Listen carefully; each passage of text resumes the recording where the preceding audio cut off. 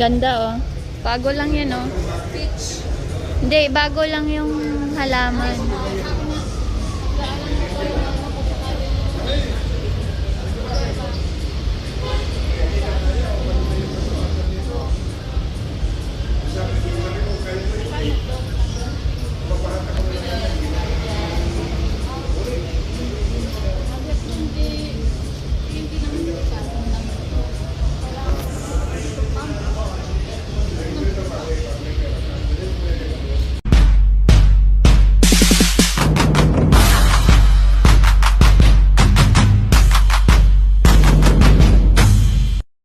So, ngayong araw, babalik ulit kami sa hospital. So, bali, pangatlong araw na namin tong pabalik-balik dun sa hospital dahil ngayong araw, nakuha na namin yung Trans-B ni nanay, ultrasound, x-ray, at saka yung urinalysis. So, dadalhin na lang namin ito dun sa doctor niya sa 4th floor para mabasa ito yung mga resulta at kung makakakuha na rin ba kami ng mga reseta ni nanay sa kanyang gamutan. Pero, syempre, bago yan is, madami pa tayong dapat asikasuhin. So, bago kami umalis, syempre nag-almusal muna kami. At ayun, dumaan na nga dito si nanay kasi sabi ko dito na lang din kami magkita-kita. At syempre para mag-commute na lang din kami.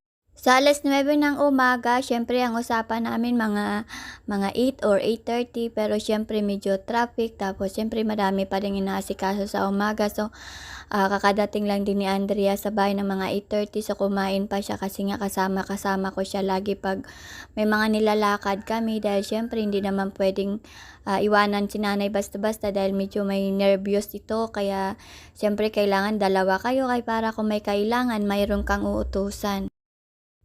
So, dito nga, naglalakad nga kami dito sa highway. Papunta kami doon sa terminal ng tricycle papunta sa Taytay. Then, after, pag nakadating na kami doon sa Taytay, syempre magta-transfer kami sa jeep. Baling dalawang sakay lang naman galing dito papuntang hospital yung aming babiyahiin.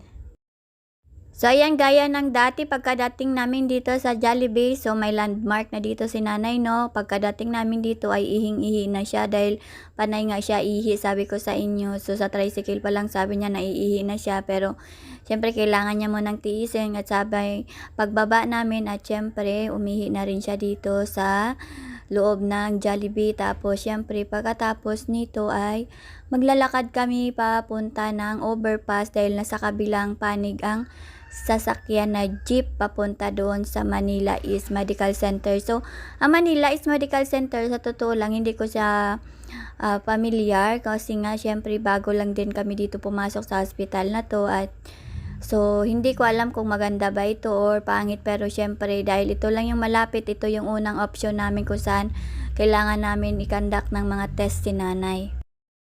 So, ngayon, nandito na kami sa loob ng jeep at wala pa mga pasahero. So, bali, 4 pa lang kami dito. Siyempre, nag-iintay pa yung manong driver ng dagdag na pasahero para makabiyahe na kami. And then, siguro mga 10 minutes lang naman kami dito nag-intay dahil marami namang mga pasahero dito. Siguro naubusan lang kasi diba mga alas 9 na. So, hindi na masyado nagmamadali yung mga tao. Kumbaga, tapos na yung oras na pupunta sa trabaho, pupunta sa school dahil nasa kalagitnaan na kami ng oras. So, ayan, medyo nag-aantay pa talaga kasi hindi naman pwedeng itakbo niya kami na 4 lang kami. So, galing doon siguro mga 5 or 10. Wala pang 10 minutes, nakarating na kami dito sa hospital at siyempre, outpatient department ang pinuntahan namin at dala-dala na nga namin yung mga brown envelope na may laman ng mga resulta ng mga nakaraang mga test na ginawa si nanay. So, pagdaan namin dito, siyempre tatanungin kami kung saan kaming doktor, kung ganyan-ganyan. So, siyempre, pag may mga record ka na, so hindi ka na nila tinatanong pa kung ano-ano pa. So, dito, from ground floor, nag-elevator kami hanggang 4th floor. So, maaga kami nakarating dito, wala pang 10 o'clock. Kasi nga sabi namin, baka bigla na namang umalis yung doktor. Ang doktor kasi dito ni nanay is Tuesday and Thursday lang. At syempre, may oras lang, parang 11 to 2 p.m. lang ang clinic hours ng doktor niya. Kaya sabi ko, kailangan maaga tayo para siyempre kung may mga kailangan pa, mahahabol pa natin. At yun nga, hindi nga talaga ako nagkamali kasi nga mayroon na namang binigay na request ang doktor. At siyempre, iyon naman ay kay nanay na sa kanyang blood chemistry at x-ray ulit sa kanyang baga. So, nandito kami ngayon sa 406. Dito talaga yung doktor ni nanay sa kanyang gastroenterologist. So, ayan, nag-aantay kami ditong dumating. So, nagsulat na kami dyan ng pangalan sa papel dahil may nakalagay naman dyan. So, wala pa masyadong tao nang dumating kami. Ibig sabihin, napaaga talaga yung dating namin. Pero mas okay na to kaysa naman maghabol-habol kami sa mga doktor na paalis na. Syempre, hindi naman tayo VIP kaya kailangan nating maging maaga.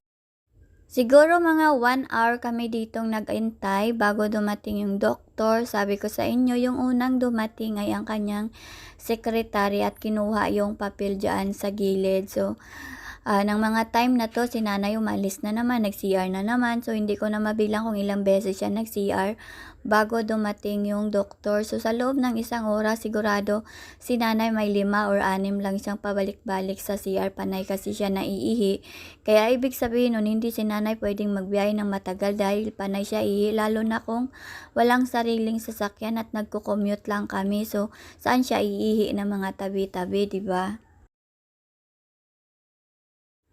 So, ayan, malapit na mag-11 at syempre lumabas na ng mga time na to ang secretary niya at siguro nagsiset up na siya sa loob at sabi ko nga kay nanay, dapat maging maayos ang result or ano pa man at syempre hindi naman natin alam kung ano yung magiging diagnostic ng doktor base sa mga test kasi hindi naman tayo doktor. So, ang gagawin na lang natin o namin ay syempre ipapalo lang namin yung mga sinasabi ng doktor para kay nanay.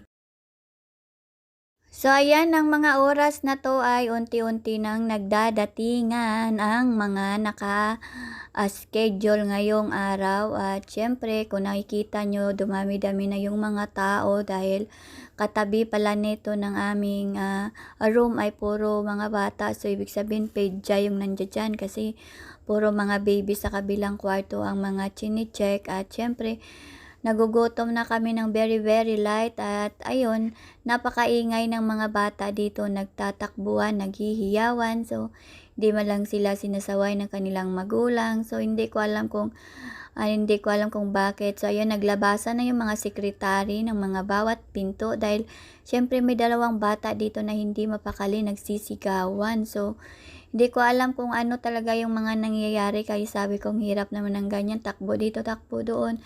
Kaya ayan, nag-iintay nga kami neto at syempre mayroon isang lalaking pumasok dyan.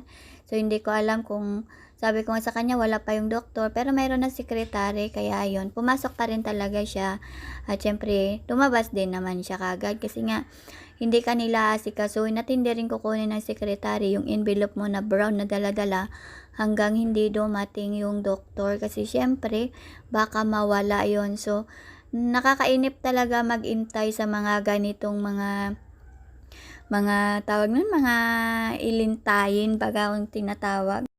So, sabi ko sa inyo, natawag na natapos na si nanay magbasa. So, ayun, nagbigay na naman yung doktor ng panibagong request. Ayun nga yung ultrasound ulit at x-ray. So, medyo kinabahan si nanay ng bonggang-bongga dahil lumabas siya ng kwarto na medyo nangangatog siya na hindi siya makapagsalita, na nervyos siya. Kasi nga, nang pumasok siya sa kwarto nun, wala ako, nasa CR ako. So, pagbalik ko, sabi ko kay Andrea na sana si nanay, sabi niya nasa loob na nga.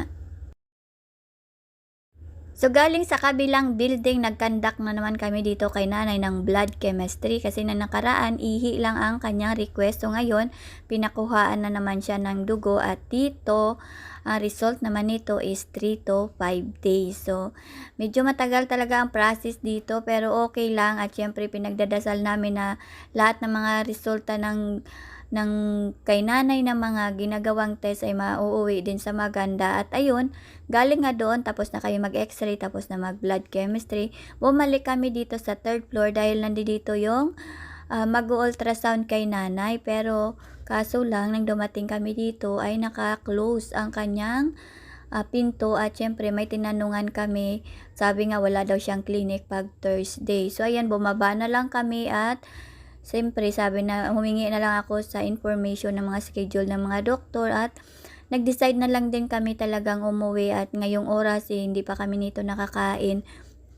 Kasi hindi naman pwedeng kakain ka o aalis ka dahil siyempre pag tinawag ka ng doktor tapos wala ka sa pila mo, hindi ka nun aantayin kasi madaming mga pasyente. So ayan, umuwi kami at dumaan kami dito sa SM at sabi ko nga kakain kami ng ganito kasi siyempre masarap to, sabi ko kay nanay at wala kaming ibang maisip na kakainin dahil siyempre hindi rin naman ako puwedeng kumain ng matigas at paulit-ulit na yung kinakain namin na nakaraan. Sabi ko dito naman tayo at least mainit at siyempre pagkatapos namin ito kumain ay pumunta kami dito sa loob tapos namili kami ng mga gulay tapos ayun nag-ikot-ikot muna kami saglit kasi sabi ko nga pagdating ko ng bahay kailangan ko din magluto dahil si Andrea palagi na lang masakit yung tiyan kasi sige lang ang tulog tapos tinatamad bumangon para kumain. So sabi ko kailangan kumain na siya bago matulog at pag nakatulog siya kailangan bumangon siya para kumain kaso nadadaig daw siya ng antok niya dahil nga